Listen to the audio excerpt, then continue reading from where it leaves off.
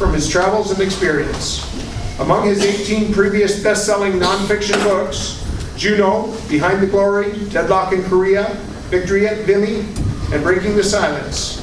In June 2014, his book, The Great Escape, A Canadian Story, won the Libris Nonfiction Book Award of the Year. I'd like to introduce you now to Ted Barris. Thank you.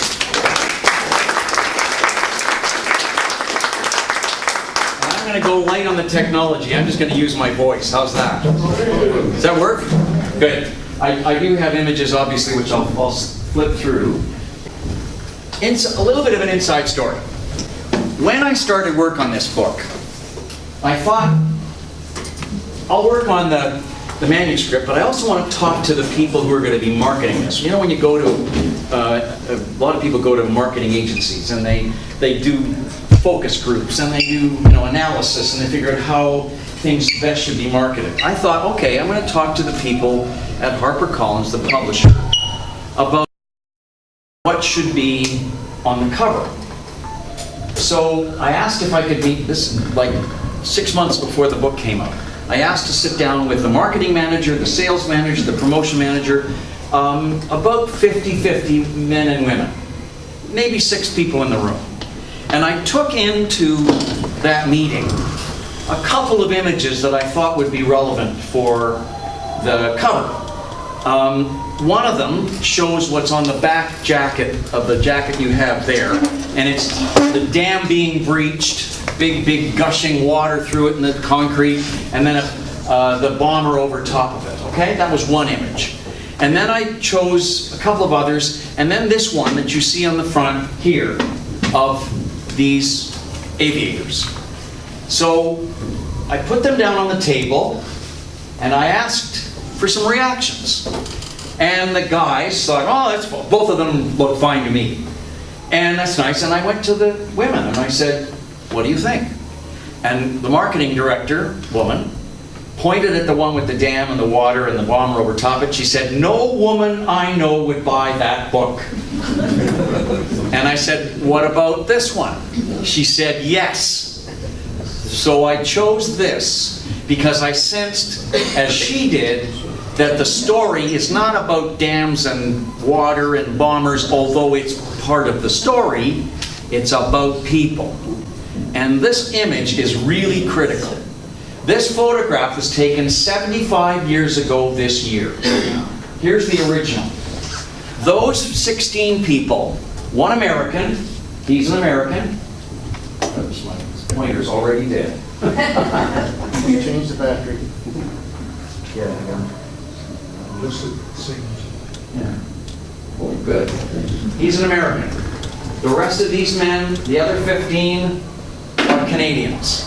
It's about 11 o'clock noon on the 17th of May, the day the operation was complete in the raid against the dams. These guys got back at 3, 4, 5 in the morning, just as the sun is coming up. They had a bit of bacon and eggs, which was a very rare delicacy in Britain at the air bases. But because they made it back, that's what they were rewarded with, a cup of coffee, they had some sleep, and they got them out of bed to take photographs of the New Zealanders together, the Australians together, the British together, and the Canadians together. Those 15 Canadians and one American, all from the RCAF, or in the RAF as Canadians, survived the raid. Now, the photograph would have been out to here, except that the 14 others didn't come back. These guys are the survivors. I want you to look at the faces and look how clear that image is, illustrating what? Relief, happiness at having survived, or relief, a sense of collegiality among these people. They've come through the most extraordinary experience of their lives, have lived to see the end of it. And there's probably a sense of loss in those faces too, because of the 14 guys who didn't come back. It's all there in that picture. But what you won't find in a bookshelf about the dam busters, and there's a bookshelf of books about the dam busters, is a word about the Canadians who served on that raid. ask a question? There were 7 in a Lancaster, so how does this figure? It's 2. We've got 16. There were, well, these guys are from 14, 15, 16 different aircraft. Those 2 guys served on the same Lancaster. N for nuts. He was the front gunner, he was Oh, I the see. rear gunner. Yeah. This guy was the pilot on one of the Lancasters. This guy was the pilot, and with him served, his navigator was Canadian. This is Joe McCarthy, that's Don McLean. Their rear gunner was this guy, Dave Roger. So it's a kind of a scattering. Yeah. Absolutely. And that's a really good question, because it will help me illustrate later one of the elements that's a Canadian element in this story nobody bothers to talk about. And that is how you could take an Australian, a New Zealander, a Brit, a Rhodesian, a South African, a Jamaican, an American, a Canadian, shove them into this plan where we trained aircrew in Canada, and they all came out trained to the same level. And the only reason this operation succeeded, or one of the many reasons, was that they were trained to that level in Canada. So I'll come back to that. Okay? So, the news in 1942-43 was not good.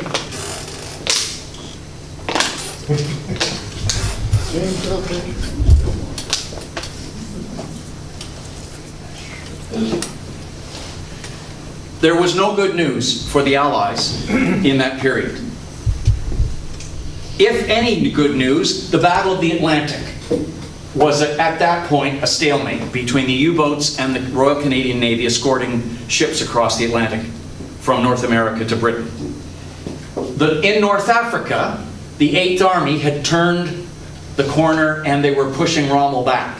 But that was it. There wasn't a whole lot else that was good news. Up in that corner there, Dunkirk, which was the withdrawal from France, 300,000 soldiers pulled off the beach, successfully saving those lives. That was no victory. It was the saving of lives, but it was a withdrawal. In 1942, the Canadians had gone into Dieppe to try to see what it was like to hit a fortified port on the French coast. It was a Canadian operation with Brits and Americans. It was the 9 bloodiest hours in Canadian military history. It was a disaster in terms of lives lost. Another setback. Obviously the Blitz in Britain, in all of its chaos, because the Germans were hitting just as many civilian targets as industrial. And as far as the Americans were concerned, December the 7th brought them into the war in 1941. The news was not good in 1942, and they needed something. Look at Europe, occupied. Everywhere there's black, that's where the Nazis were. So they virtually got Europe in a stranglehold. And so, if you're a wartime engineer, as you'll discover in a moment, the man I'm talking about, you're looking at the predicament of how you strike your enemy. And as an engineer, he sensed that the way you strike your enemy is to go to the source of that enemy's munitions, steel, creating U-boats, Messerschmitts, Tiger tanks, and all the weaponry in between. And where does that come from? That comes from hydroelectric power. And how do you have hydroelectric power? Dams on the mighty Ruhr River in the middle of Germany. That's the target that all this is about. That's where they had to hit the Nazis at their most vulnerable, was in the middle of that military-industrial complex on the Ruhr Valley. And so, as an engineer, here's the predicament. Here's a clip from the movie The Dam Busters in 1955. This features Michael Redgrave as Barnes Wallis, the man who invents the bouncing bomb. But he gives us in this clip the problem and the potential solution. The whole of this great arsenal of war factories in the Ruhr depends for its water on 3 enormous dams. The Möhne, the Eder, and the Sorpe. They control the level of the canals and supply a lot of hydroelectric power as well. When those are full, they hold 400 million tons of water. Just think of the chaos if we could break those walls down. Now, this is what I wanted to do. drop a 10-ton bomb from 40,000 feet that would seal itself in the roots of the wall. Well, the shock waves would be tremendous, a real earthquake. Okay. You're going to drop a 10-ton bomb, which doesn't exist, from an aircraft, which doesn't exist, into a thimble in the middle of the water up against the wall of the dam. That's what he was proposing. But interesting, of all those elements, there is no aircraft, there is no bomb that size, there is no accuracy that size or that of that capability. But the idea of an earthquake is really key. In other words, he's saying, as an engineer, it's not trying to blow the dam apart, because there's no way you can do that. There's just too much concrete, too much brick, too much earth to do it. But his notion of destroying it like an earthquake would destroy it, shake it. Destroy it by shaking it, okay? Big difference. How do you do that? Well, you have to use the mass of the water and the ground and the concussion you create in it to do the shaking, right? On that point, he was dead on. But the Lancasters were just rolling off the assembly line in 1942. They were still using twin-engine bombers. The 4-engine Lancasters were not on stream when he was thinking about this. And a 10-ton bomb doesn't exist yet, except in his mind. Okay? Barnes Wallis is a fascinating, if a little eccentric, man. In 1930, he designs the first of 2 airships, dirigibles. This is a shot of the R-100 passing by the then tallest building in the British Empire, the Royal York Hotel in Toronto in 1930. And as an industrial designer, he's assigned to work with Vickers Aviation. And as such, in 1936, he designs this incredible fuselage design among the Wellington twin-engine bombers.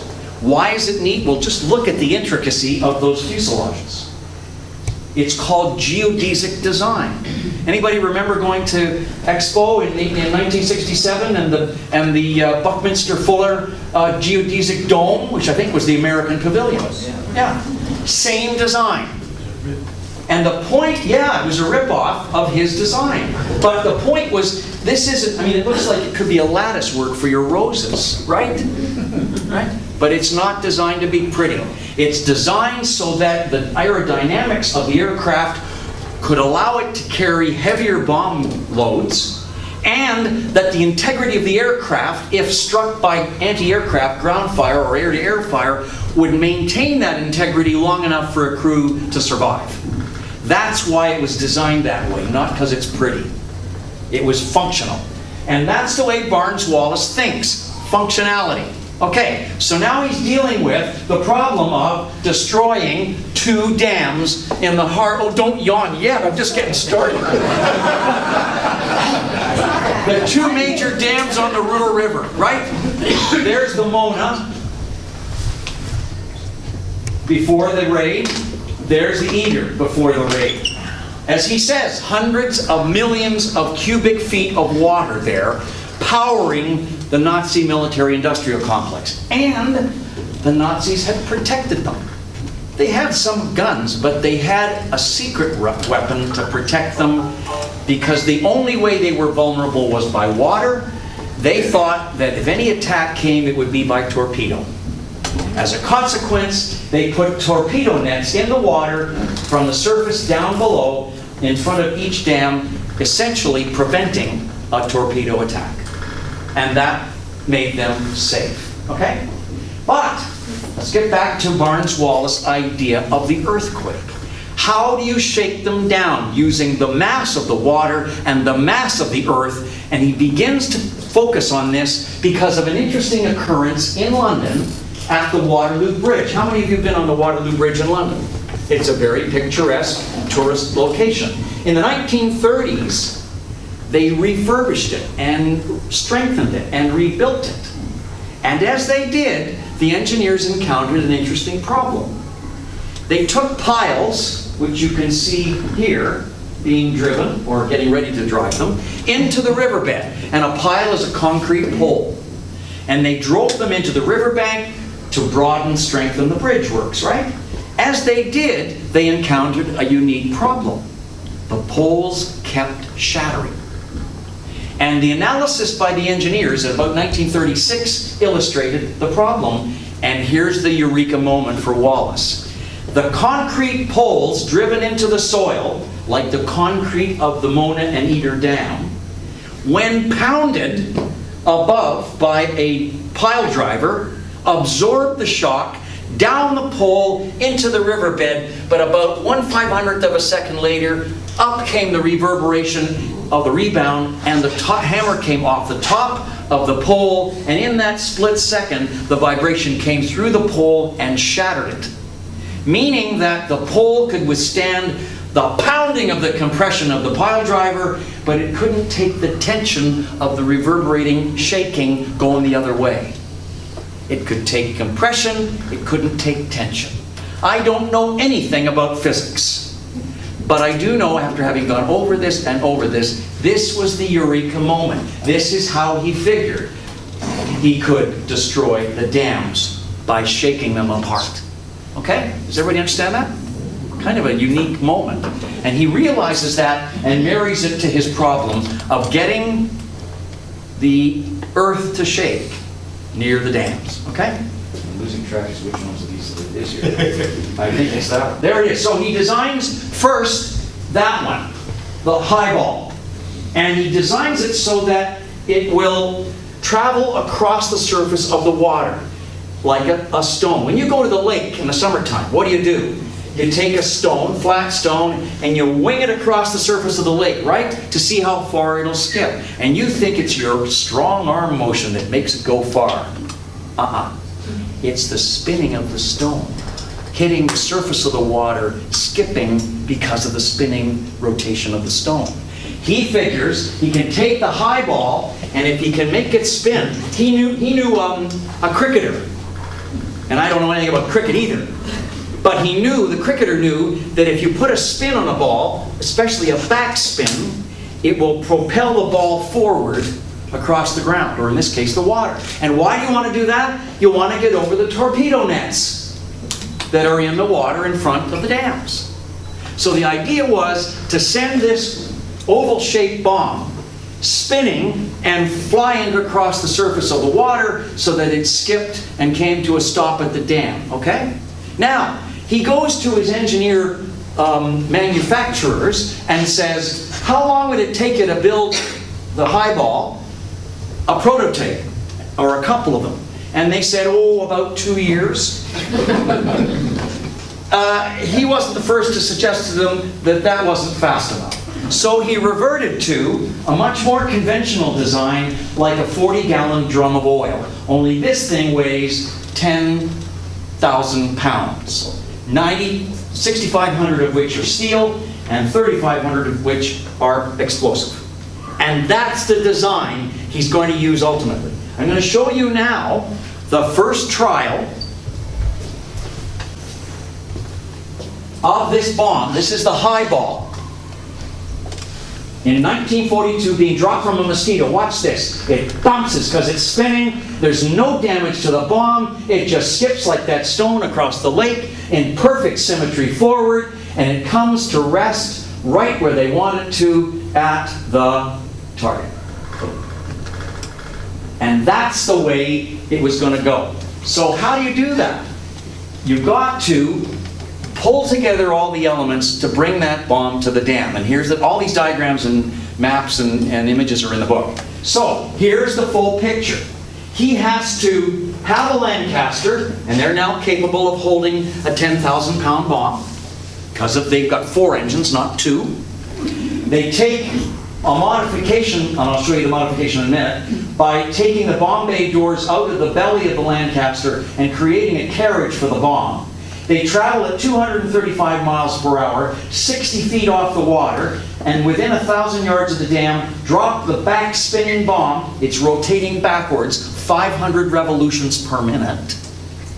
And it will skip across the surface of the dam coming to a stop, gently backspinning against the top of the dam. It will sink, and because of its makeup inside the bomb, it will explode like a depth charge, just the same way the Navy went after the U-boats. Sink, explode, that was what it was. But think of all the elements that went into that. Here's the way they modified the Lancaster. They took what was up here, a mid-upper gun turret. They took it right off so that the internal body could be altered to take these calipers, big hooks that would carry the bomb. And the motor that opened the bomb bay doors, which had been peeled away by this time, this motor here would rotate the bomb the requisite 500 revolutions per minute backwards. Ken Brown, one of the airmen whose memoirs I read and whose tapes of recollection I saw and heard, said when that thing started to rotate in the belly of the Lancaster, it was like driving a car over cobblestones. Can you imagine how that shakes up a crew en route to a location? Okay, so that's the way they modify it. You've seen this. In order for the man to pull this off, he's got to have the ear of the people at the top. They thought, a lot of them, Arthur Harris thought this idea was tripe. Imagine putting crewmen 7 at a time at risk. Well, the only way to get this upstairs was to get the ear of Churchill. And this is the first Canadian element in the story. Because Churchill had made Max Aitken, Lord Beaverbrook, a Canadian from New Brunswick, the Minister of Aircraft Production, it was a Canadian who got Barnes Wallis Churchill's ear. Bet you they didn't teach you that in history class. So now, Aitken gives Wallis the doorway to Churchill. 3 years earlier, the two of them had met because Aitken Lord Beaverbrook is in charge of aircraft production, and Barnes Wallis is designing it for Vickers, right? So there's that connection anyway. 3 years before, in a meeting in 1940, Beaverbrook says to Wallis, I want you to go to the United States. He wanted him to go there to study the way the Americans were working on pressurized cabins inside aircraft. Well, he didn't have to go to the United States to do that. He built pressurized cabins inside the Wellingtons. So he didn't have to go. So he says, I'd rather stay here for you, sir. Beaverbrook says, well, what would you do for me here? Wallis says, I'd build you a 10-ton bomb. And what would that do? End the war. That's pretty powerful dialogue and had a great impact on Aitken. And therefore, when this is developed and he brings him, Barnes Wallis brings Aitken, Lord Beaverbrook, the designs and the explanation, he gives Churchill the news, the information. He doesn't think it's going to go that very far, but he's willing to give him a try. And that, with a number of other machinations behind the scenes, which I explain in the book, gets Barnes Wallis from the drawing board to practicality. Now, you've got a bomber. You've got the bomb. You've got the science of delivering it. How do you get it there? The strategy is illustrated very quickly in this clip from the same movie. This is Richard Todd as Guy Gibson, commanding officer of 617, the Dam Busters, later called the Dam Buster Squadron, explaining in the very first briefing of 133 airmen whom he's recruited what's going to happen, how they're going to get ready for this operation. And they get precious little information, but here's what he tells them in so many words. Now, I understand that the job, whatever it is, has got to be done at low level. So the first thing is to practice low flying day and night until we can do it with our eyes shut. I just love the sound of rollers. These are the aircraft that were modified for the movie.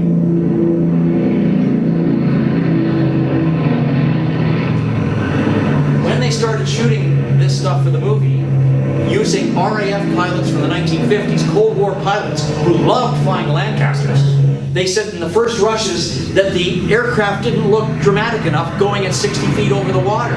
So they told them to fly lower. And the RAF pilots said, bring it on. Give us a shot, we'll do it. And they did.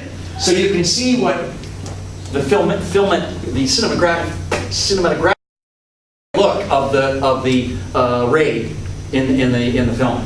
Anyway, what Guy Gibson really said, that's sort of glamorized. What he really said, and I think it's even more poignant, he said, I'm going to send you guys out for 7.5 weeks of training. And you're going to be so good at flying night and day at low level that I could send you to a tree in England and you'll find it day or night every time. That's what he said. And that was what he expected. And so he sends one crew out. He's got 21 crews initially. He sends one crew out on the 29th of March, 1943, to take photographs of every piece of open water, lake, stream, valley, hillside, anything they can fly over at low level to test themselves in a 4-engine Lancaster at 235 miles an hour. And one crew comes back with all this photography, and I'll come back to that crew in a minute. Okay, so what we got is 21 crews doing a whole lot of low flying. Among them is Ken Brown from Moose Jaw. Can I just ask a question about how they were selected? Good question. How were they selected? A lot of them were pals of Guy Gibson. But not just pals, they were of equal stature in number of missions accomplished. Most of these guys had one tour behind them, 30 ops over occupied Europe. But he also chose his chums. Some of them, and we'll get back to that point a little later on. But the expression was they were hand-picked by Guy Gibson. Well, some of them were. Others came to the squadron because of their capability and their record. Even if they weren't highly decorated. Anybody who'd done a full tour on Lancasters clearly was among the ones you might choose from. And some of the Canadian crews fell into that category. I mean, he was not particularly keen on colonials, quite frankly. And that'll be illustrated later on too. But the point was, he couldn't deny the fact that Brown was the best damn low-flying pilot he'd ever seen.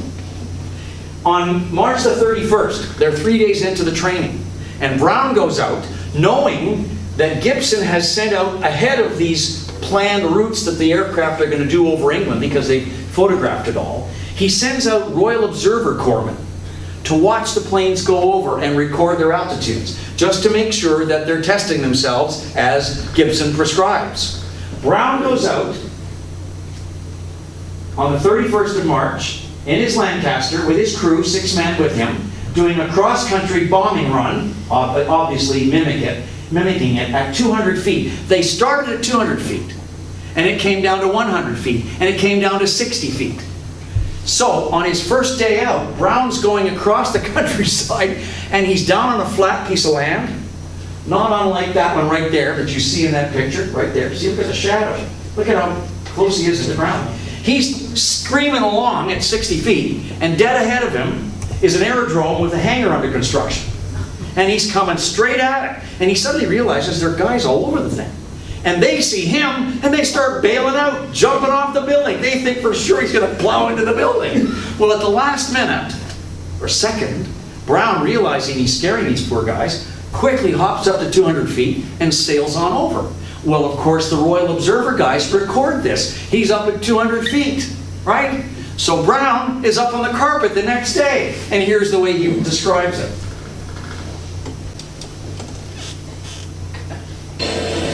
So at briefing, he said, Brown, what were you doing going over top of the hangar? And I said, well, I thought it was a good idea. And he said, 200 feet? Hardly. Too high. You'll do that one again.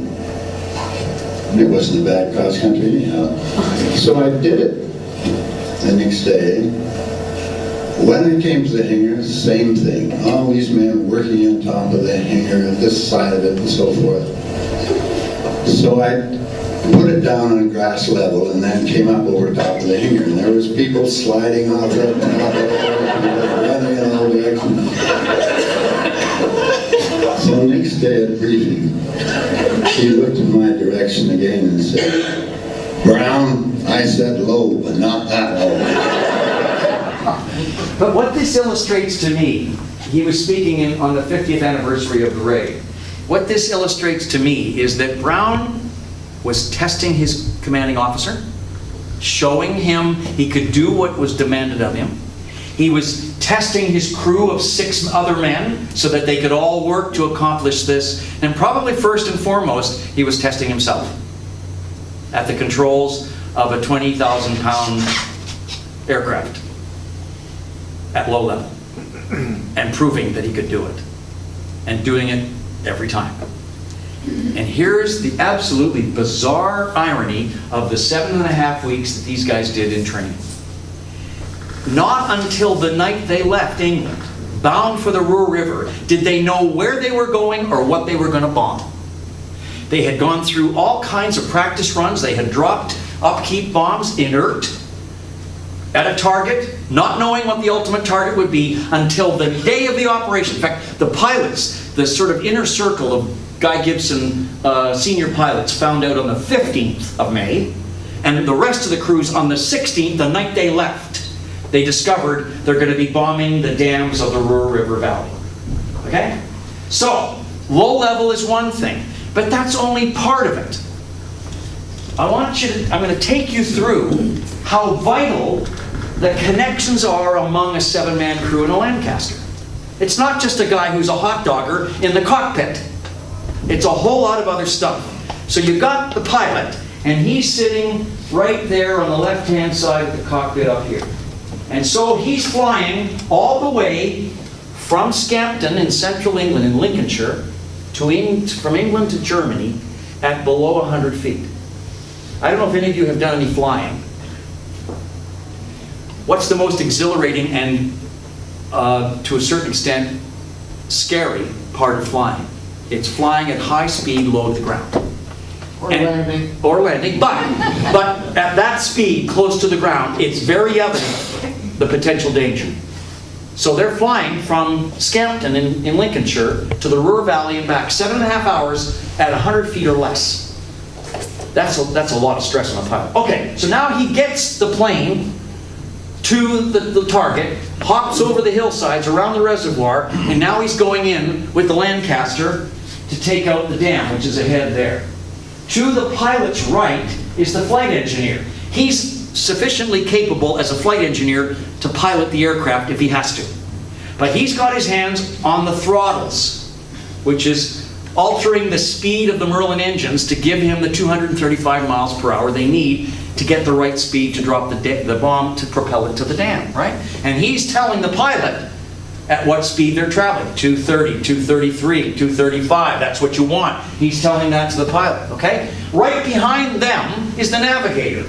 Right up here behind them is the navigator. He's looking outside of Lister down at these 2 lights. And these 2 lights are positioned at such an angle that when the spotlights converge on the water, they're exactly 60 feet off the surface of the reservoir.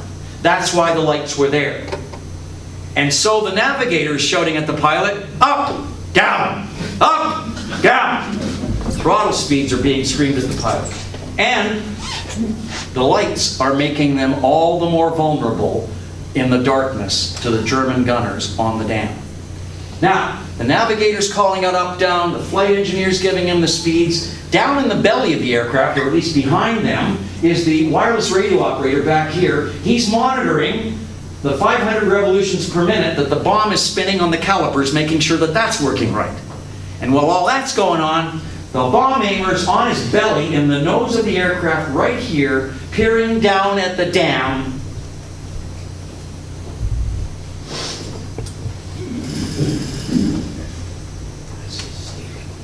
Through this, a bomb sight. He's looking through the bomb sight and the pins to line up the towers of the dam. You're saying, how the hell does that work? Well, they had worked out the angles and built these to scale so that when the towers of the dam lined up with those pins, when the bomb aimer had this pressed against his eye, in spite of the shaking around of the aircraft, when they lined up with the pins, he was within 1,000 yards of the dam, and he could pull the plunger on the dam and on the bomb and release it. Because if it's spinning, and it's the right speed, and it's the right attitude, and the right altitude, it's going to work. So he's looking through this. So again, if the towers are close together in the distance, the closer they get, the wider they get. When he lines up with the pins, he can drop it.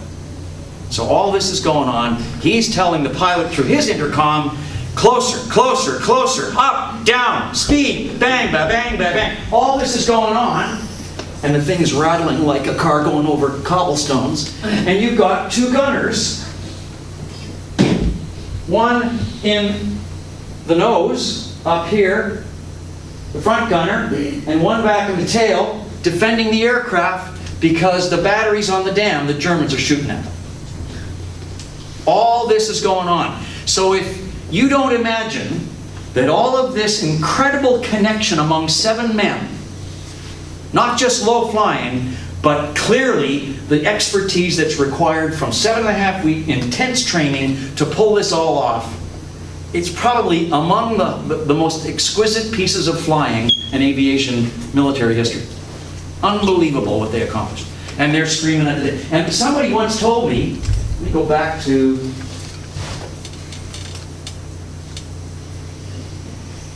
the time it takes to go from 1,000 yards out to, within this period, to drop the dam, or drop the bomb. The time it takes to cross that distance at 235 miles an hour is about 5 seconds. You've got 5 seconds to pull all those strings together to make it work. That's why on most of these dam runs, they did dummy runs. Didn't work, go around, try again. Because each bomber's got one bomb. That's it. You got one try. Dummy run, didn't work. Go back, do it again. Dummy run. Ken Brown, going at the Sorpa Dam, the third dam, did 9 dummy runs before he dropped the bomb. 9.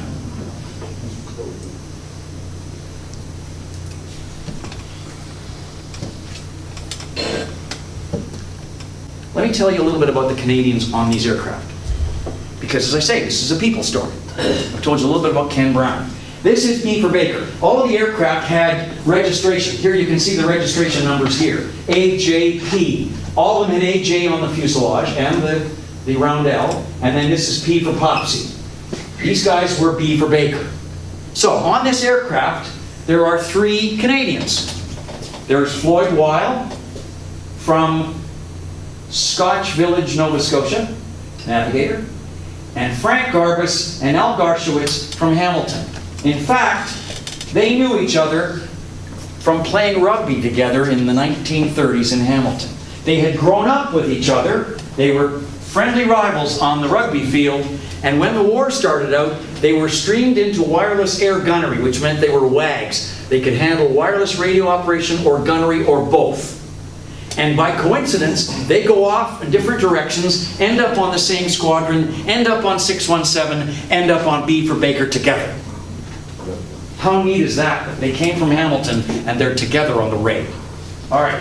Now, this was the aircraft that was sent off on the first day of the low flying to do the photography, to shoot the rivers and the lakes and the fields that the aircraft were going to train over at low level. These guys took the photography. And the shutterbug of them all is Al Garshowitz. He loves taking pictures. So he's doing the photography, right? So while they're up there, oh, I'll take a shot of my pilot, Bill Astle. Oh, I'll have somebody take a shot of me. How about if we take a couple of shots of other aircraft around me? Totally illegal. If they'd known he'd done this, taking photographs of crewmen and aircraft, he'd have been up on charges. But he took these photographs out of a love of photography and sent them home to his family. None of the training would have been captured for history if it wasn't for Garshowitz's illegal photography that came home to the family. And these, look at the distance off the deck they are. That's amazing. So there's Frank and Al in their flight suits together. And here's another image. Oh, I'll take a picture of the other Lancaster out there flying next to us. Also illegal. And he takes a shot of Assel's. Look at the entry.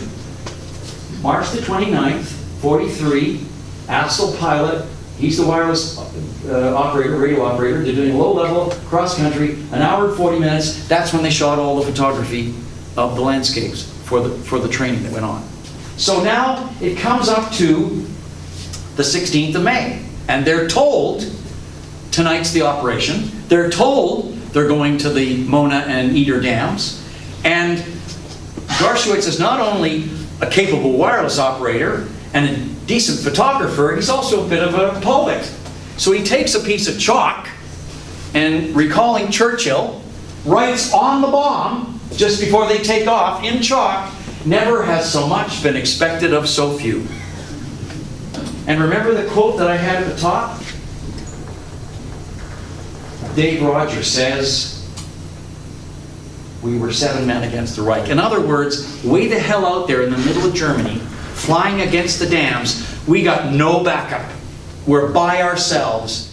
We're by ourselves, 7 men against the Reich. I wanted to call the book that, but Dam Busters sort of had a bit of a ring to it because everybody knows what it's about. It was a little bit more attractive. Anyway, so he writes this. They didn't come back. They were shot down on the way in, crashed, all killed. But when you piece together the stories from the letters that came home, the war logs that are here, the diaries that were written illegally, and the photographs that were shot illegally, suddenly these guys take shape. So they're not completely lost to history. We know a little bit about who they were and what they went through.